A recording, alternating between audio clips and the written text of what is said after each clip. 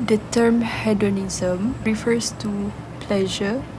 Several related theories about what is good for us, how we should behave, and what motivates us to behave in the way that we do. All hedonistic theories identify pleasure and pain as the only important elements of whatever phenomena they are designed to describe.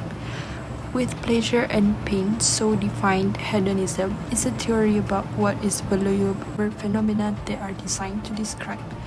With pleasure and pain so defined, hedonism is a theory about what is valuable for us that is intuitively appealing.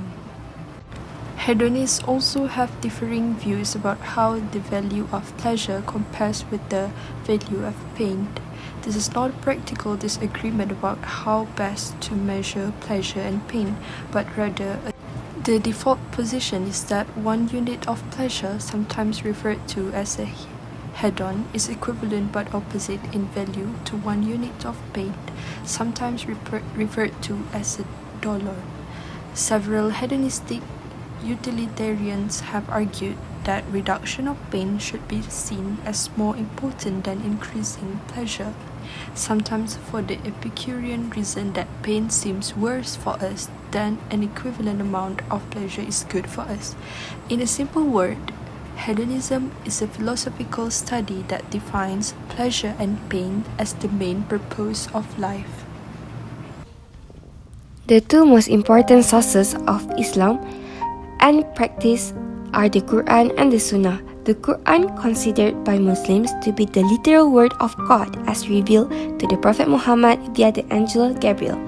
The Sunnah means a collection of what the Prophet Muhammad said and did, or any tacit approvals he issued in his life.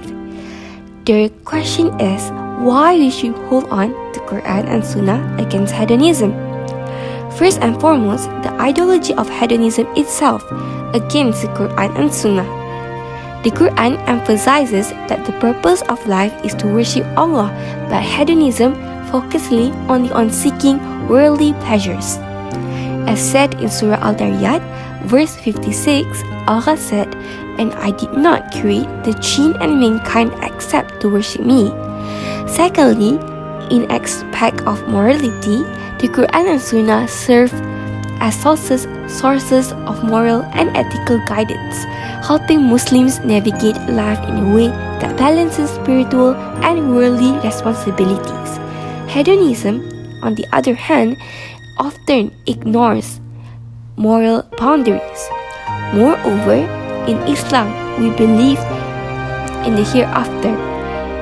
The Quran and Sunnah ensures that our deeds align with what benefits us both in this world and the hereafter, while hedonism often ignores life after death. Lastly, hedonism can lead to harmful practices such as excess and addiction. The Quran and Sunnah protect individuals by prohibiting actions that harm the soul, body, or society.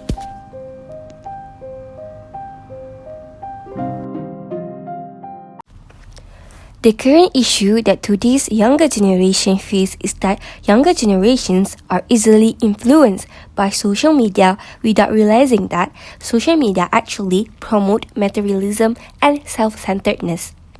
For example, trends like showing a luxury lifestyle often oppose Islamic teachings. Islamic values guide Muslims to avoid extravagance, excessive self-indulgence, and behaviors that seek validation through material possessions like social media. Secondly, hedonistic tendencies such as prioritizing personal pleasure, self-love, over family responsibilities. Islamic prioritizes the importance of family responsibilities. Lastly, hedonism drives overconsumption and unsustainable lifestyles, contributing to environmental degradation and climate change just to fulfill their pleasure, like what current generations are doing. But in Islam, teaches us advocates for moderation, care for the earth, and accountability for resources. Solution: by promoting Islamic teaching, developing digital literacy, ethnic family and community involvement, supporting sustainable lifestyle, and cultivating a positive social media culture are all ways to address the problem of younger generations being influenced by social media to adopt materialistic and self-centered behavior. First of all, in contrast to luxury-driven trends seen on online, educational initiative and social influences can increase awareness of virtues like modesty, thankfulness, and modernization. Secondly, digital literacy initiative can give younger people the critical thinking ability they need to access social media posts and produce ones that are moral sound, and consist with Islamic values.